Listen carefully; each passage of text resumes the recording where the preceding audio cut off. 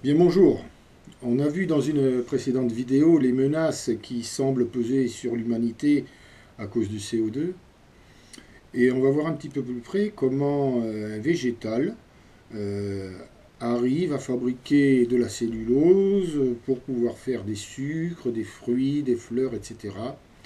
Et on verra en fait qu'on atteint là maintenant le mythe de la terre nourricière parce que la terre, en réalité, n'a jamais nourri personne.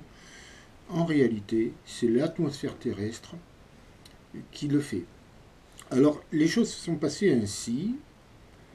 On a longtemps cru qu'un végétal puisait ses ressources dans le sol grâce à ses racines. Ça paraissait logique. Voilà, il prend les matières nutritives et fabrique avec toute la matière végétale. Et c'est au XVIIe siècle qu'un scientifique, Van Helmont, a fait un test, finalement très simple. Il a mis un arbre dans un pot de terre et pendant 5 ans il a arrosé, et puis au bout des 5 ans il a pesé cet arbre, sa masse avait augmenté de 75 kilos. Par contre, la quantité de terre dans le pot, elle était rigoureusement identique à ce qu'elle était au départ. Et il en a tiré une conclusion.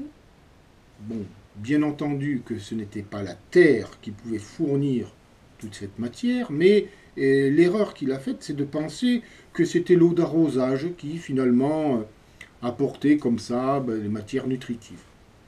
Et les choses en sont restées là. Et il fallut attendre le 19e siècle, la première décennie du 19e siècle, pour qu'un autre scientifique, Nicolas Théodore de Saussure, résolve ce problème et découvre la photosynthèse. L'arbre avait pesé 75 kilos au bout des 5 ans, mais lui est arrivé à éliminer l'hypothèse de l'eau d'arrosage pour découvrir qu'en réalité, je fais un peu raccourci, il faudrait voir un peu la photosynthèse de plus près, mais enfin, en résumé, c'est le CO2 et la lumière qui fabriquent la matière.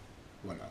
Tout ce que fait le végétal, c'est de prendre de l'eau par les racines, de prendre aussi de l'azote, mais c'est généralement de l'azote atmosphérique, parce que soit issu des décomposeurs, soit des légumineuses, c'est un autre sujet. Et il a établi la formule chimique de la photosynthèse qui s'explique comme suit.